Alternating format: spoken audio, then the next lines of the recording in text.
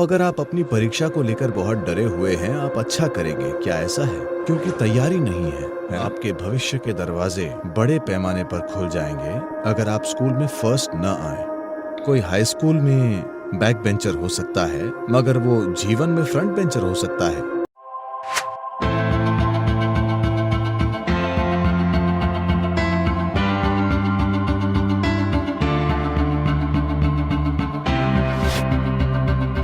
डर एक काबिलियत क्यों है? डर एक गुण क्यों है? जागरूकता एक गुण है, सजगता एक गुण है, ज्ञान एक गुण है। आखिर डर एक गुण क्यों है? ऐसा क्यों? और वही चीज उनके साथ होती है जब वे नौकरी के लिए जाते हैं, यही उनके साथ होता है जब वे शादी करते हैं। वे बस हर चीज से डरते हैं। ऐसा इसलिए क्योंकि तैयारी नहीं है ना? वजह यही है कि आप किसी चीज को लेकर घबराए हुए हैं। तो अगर आप अपनी परीक्षा को लेकर बहुत डरे हुए हैं, आप अच्छा करेंगे, क्या ऐसा है? आप किसी इंटरव्यू के लिए बहुत डरे हुए हैं, आपको अच्छा करना चाहिए, क्या ऐसा है? आप शादी करने से बहुत डरे हुए हैं, आपको अच्छा करना चाहिए। मैं लोगों को हर चीज इसी तरह लेते हुए देखता हूं। इसका क्या मतलब है? इसलिए कोई ऐसे सोचता है, बोर्ड परीक्षा, आगे जाकर मेरा क्या होगा? आपके भविष्य के दरवाजे बड़े पैमाने पर खुल जाएंगे अगर आप स्कूल में फर्स्ट न आए, क्योंकि फिर कई सारे अवसर होंगे। अगर आप 99% लाते हैं तो आप मेडिकल कॉलेज पहुंच जाएंगे, या आपको 90% आते हैं तो आप इंजीनियरिंग कॉलेज पहुंच जाएंगे। अगर आप 65% लाते हैं तो आपका जीवन खुल जाता है। आप वास्तव में चारों ओर देख सकते हैं, मैं अपने जीवन के साथ क्या कर सकता हूं।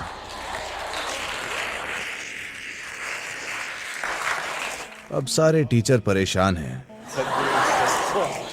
सदगुरु पूरा स्कूल बर्बाद कर रहे हैं। देखिए, सीखना अगर किसी इंसान के लिए, जब आप कुछ नया सीखते हैं, जब आप कुछ ऐसा सीखते हैं जो आप नहीं जानते थे, वो आपको खुशी देता है या कष्ट? उससे आपको खुशी मिलनी चाहिए, है ना? एक इंसानी बुद्धि के लिए यह स्वाभाविक है। अगर आप कुछ ऐसा सीखते हैं जो आप नहीं जानते तो आपको खुशी मिलती है। इसे इतने कष्ट के साथ क्यों किया जा रहा है? बोर्ड एग्जाम, अगर आप जानते हैं तो क्या आप उसे गलत लिखेंगे? नहीं। हाँ, अगर आप सिर्फ परीक्षा के लिए याद करने की कोशिश कर रहे हैं तो आप उसे गलत लिख सकते हैं। परीक्षा के लिए रटने की कोशिश का मतलब है कि आप धोखेबाज हैं। आप समझे?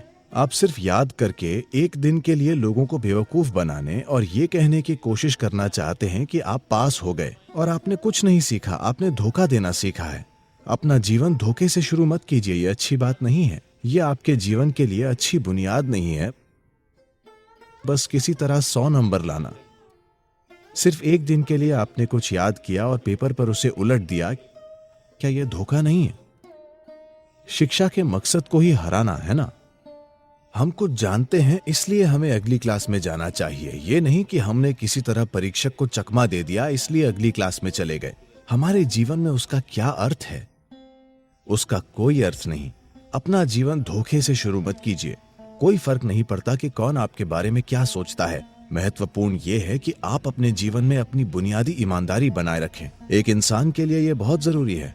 मेरा विश्वास कीजिए, यह किसी को धोखा देने की बात नहीं है, यह किसी से बेहतर होने की बात नहीं है। यह है कि मैं यहाँ हूँ, मैं अपने समय का सबसे अच्छा इस्तेमाल करूंगा। जब मैं यहाँ हूँ, मैं पूरी कोशिश करूंगा। कोई फर्क नहीं पड़ता कि कोई इसे मंजूर करता है या ना मंजूर। और कोई दो इंसान एक जैसे नहीं होते। कोई हाई स्कूल में बैक बेंचर हो सकता है, मगर वो जीवन में फ्रंट बेंचर हो सकता है। तो ये कुछ नहीं तय करता। अपने जीवन में हर जगह पर, स्कूल से कॉलेज और प्रोफेशन तक, हम ये सोचकर खुश ना हो कि कोई हमसे पीछे है या कोई हमसे नीचे है। आपको किसी और की असफलता का आनंद क्यों लेना चाहिए? अगर आप अपने पहली रैंक का आनंद लेते हैं तो बस वही महत्वपूर्ण है ना? आप किसी और की असफलता का आनंद ले रहे हैं, ये बीमारी है। आप जो जानते हैं उसका आनंद लेना चाहिए। आपको अपनी खोज का आनंद लेना चाहिए। आप अपनी जानने की इच्छा पूरी होने का आनंद लेते हैं। आपको उसी का आनंद लेना चाहिए, किसी और से आगे निकलने का नहीं।